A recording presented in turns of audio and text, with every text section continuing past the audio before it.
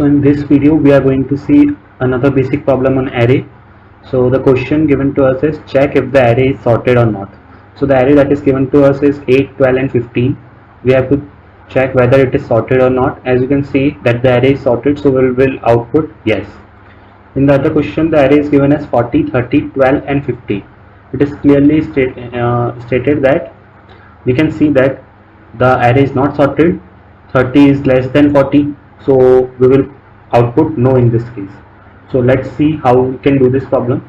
So basically in this video we are going to see two approaches to solve this problem. The first approach will take a time complexity of order of n square, and the second approach we will see a code which has time complexity big O of n.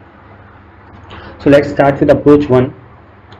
So first of all, approach 1 having time complexity big O of n square. So what we will do is we will be taking our array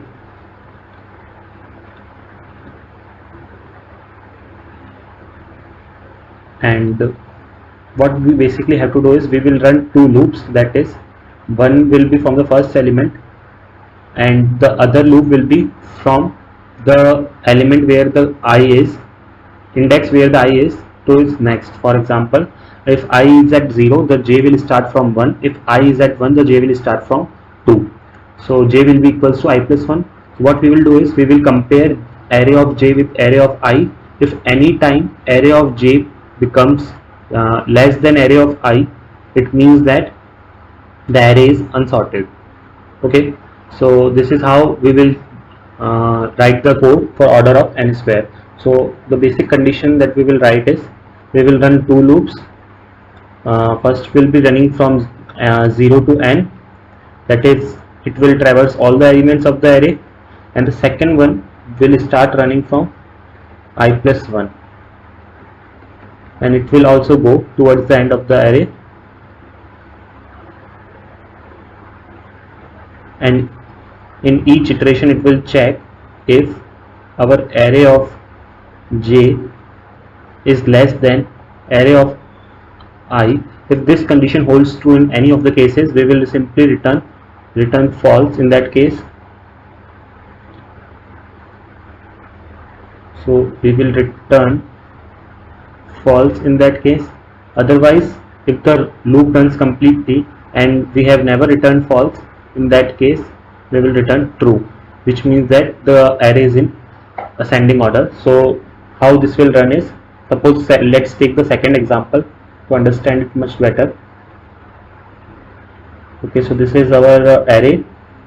What we will do is, suppose if we are at this position, so our I will be here and our j will be here. So when we will check this condition, if array of j is less than array of I, so this condition holds true in this case, which means that our 30 is less than 40, which means that our array is not sorted. So in this case we have to print no. And since this code is having two loops, two for loops which are running 0 to n and I plus 1 to n, so it will be taking n into n complexity roughly, which will be equals to big O of n square. So now we will see an approach which will take big O of n complexity. So now we will see the second approach which will take time complexity big O of n. So in this case what we have to do basically is we only have to traverse the array only once and in a single loop. So what we will do in this case is, first of all we will traverse from I to, I will start from 0, but I will move only towards the last second element. That is, suppose if our array is 8, 12 and 15, then our I will move only till here and it will be incremented in each case. And what is the condition that we have to check in each case is, if our array of I, that is our current element, is greater than our array of I plus 1. So in that case we have to return false. So in that case we will get that our array is not sorted, otherwise we will return true. So let's see, suppose if our array is 8, 12 and 15, So when we start traversing our array, we can see that our suppose when our I is here, we will check if our array of I is greater than array of I plus 1, which means whether 8 is greater than 12. No. So we will move again, we will run the uh, loop again, and our I will be moving here. Now we will check if our 12 is greater than 15. So this is also false. So we will come out of this condition. We will never enter this if condition, and at the last we will return true. So also we will now, let's see for a condition in which our array is not sorted. Suppose 100, 30 and 200. So this is not sorted. So what we will do is, first of all, we will start from here. We will check if our array of I, that is 100, is greater than our array of I plus 1. So this condition holds true, which means that we got to know that our uh, array is not sorted. So we will return false, that is the array is not sorted. So in this case we will write this code, and in the worst case this code will take big O of n complexity. So now let's write the code for both of the solutions, that is n square solution and big O of n solution. So first let's see the naive approach, the code for naive approach. First of all, what we will do is we will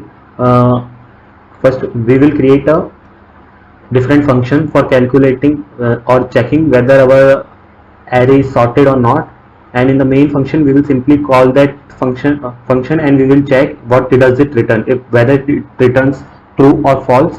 If it returns false, we will print out that our array is not sorted. If it returns true, we will print our array is sorted. So first of all, what we will do is we will call our function before writing only. So if is sorted, if this function returns true, that is if the condition is 1, so what we will print, cout array is sorted, or else we will print array is not sorted. So this is the thing that we will do, and in the arguments we will pass some array value and n. So this will be it, and now we will write the code for is sorted function. First of all, what we will do is we will run a loop int I equals to 0, I is less than n I plus plus. Another loop will run from I plus 1 where j is equals to I plus 1, and it will also run till the end of the array, and j will be incremented in each case. Now we will check if array of j is less than array of I. So we know that in this case we will return false, which means that our array is not sorted. Otherwise, if the array is sorted, we will finally return true. So we will, otherwise we will return what? True. And now let's check for the input given, that is 40, 8, 50 and 100. So we can clearly see that this array is not sorted. So we got the output as array is not sorted. So now let's put an input which is sorted, that is 8, 12 and 15. So this should return array is sorted. So as you can see over here, we have got the output as array is sorted. So this was the code for big O of n square approach. Now we will see the efficient approach. Okay, so now we will see the code for efficient approach, which takes big O of n time. So the main function will remain same as it is, because we are only doing the changes in this sorted function, which will return true or false. So let's see. In this case we will only run the for loop once. That is why our time complexity in this case mainly will be big O of n. So in this case we are running a loop from 0 to n minus 2, and I will be incremented in each case. And what we will check every time is if our array of I is greater than array of I plus 1 in any case, we know that our array is not sorted, and we will return false. And otherwise what we will do is we will return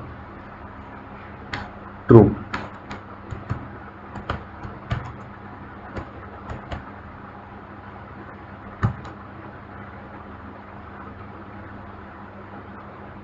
So for the given input we have 8, 12 and 15, which means that our array is sorted. So now let's check for other input, that is 100, 30 and 200, which is not sorted. 100, 30, 200. Let me remove the previous outputs so that we can distinguish it clearly. So you can see that array is not sorted. So this code will take big O of n time, because in this for loop is running only once. So that's all for this video. If you like